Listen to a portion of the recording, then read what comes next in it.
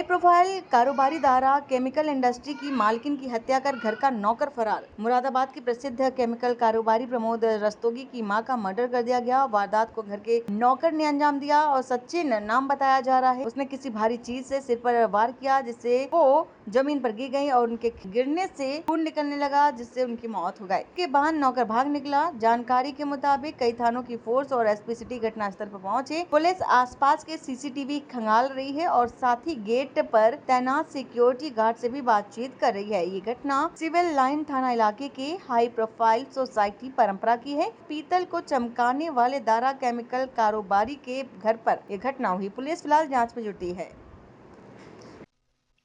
देखिए, दोपहर 3 बजे के आसपास एसएचओ सिविल लाइन्स को सूचना मिली कि थाना क्षेत्र में एक रामगंगा विहार चौकी क्षेत्र में परंपरा फर्स्ट कॉलोनी है, वहाँ पे एक जो बुजुर्ग महिला थी उनकी हत्या हुई है।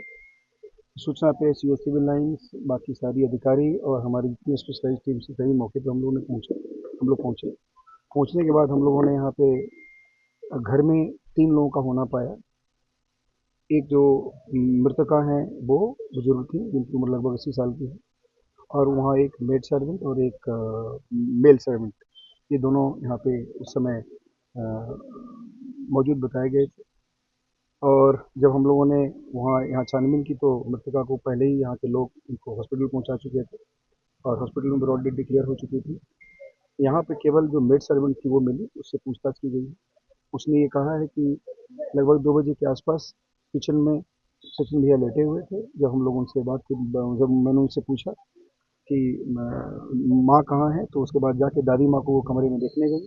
उन्होंने देखा कि उनके शरीर पे एक कपड़ा पड़ा हुआ है और उसमें ब्लड लगा हुआ है और वहाँ पर वो बेड पे पड़ी हुई है। नज़दीक से उन्होंने देखा तो लगा कि ये पूरा का पूरा ब्लड है और वहाँ से चिल्लाते हुए बाहर निकली। सचिन को उसने आवाज़ दी। सचिन ने मना किया कि नहीं, ऐसा कुछ नहीं है, और उसको पकड़ने का प्रयास किया।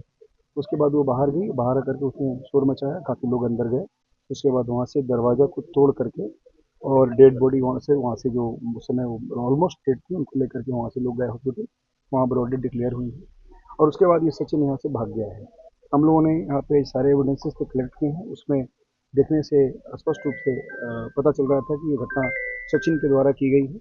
और जब हम लोग सचिन के कमरे में गए तो वहाँ जाने के बाद हम लोग को वहाँ उसके जो ब्लड सोक्ड उसका टी शर्ट था वो बरामद हुआ है और जो आला कतल वगैरह है वो बरामद के लिए हमारी टीम लगी हुई है। अब तक की छानबीन से और जो पूछताछ की गई है मेड सर्वेंट से, उससे स्पष्ट हो रहा है कि ये घटना सचिन के द्वारा की गई है। सचिन को पकड़ने के लिए हमारी 4 टीमें लगी हुई है। रेलवे स्टेशन, बस स्टैंड, बाकी टोल प्लाजा सभी पर हमारी फोर्स लग गई है। हम बहुत जल्दी उसे गिरफ्तार करेंगे और भी कार्रवाई की जाएगी। किस तरह का वेपन यूज हुआ है और लूट की तो कोई बात नहीं है? नहीं, इसमें लूटपाट की अभी तक कोई बात समझ में सामने नहीं आई है, क्योंकि सारे जो कमरे में सारे जो वार्डरोब्स थे, सारे अलमीराज थे, सभी इंटैक्ट पाए गए हैं। और अभी हम लोग और भी छानबीन कर रहे हैं। हमारी छानबीन में हमारी टीम जो है अभी अंदर है, हमारी फील्ड यूनिट की टीमें देख रही है।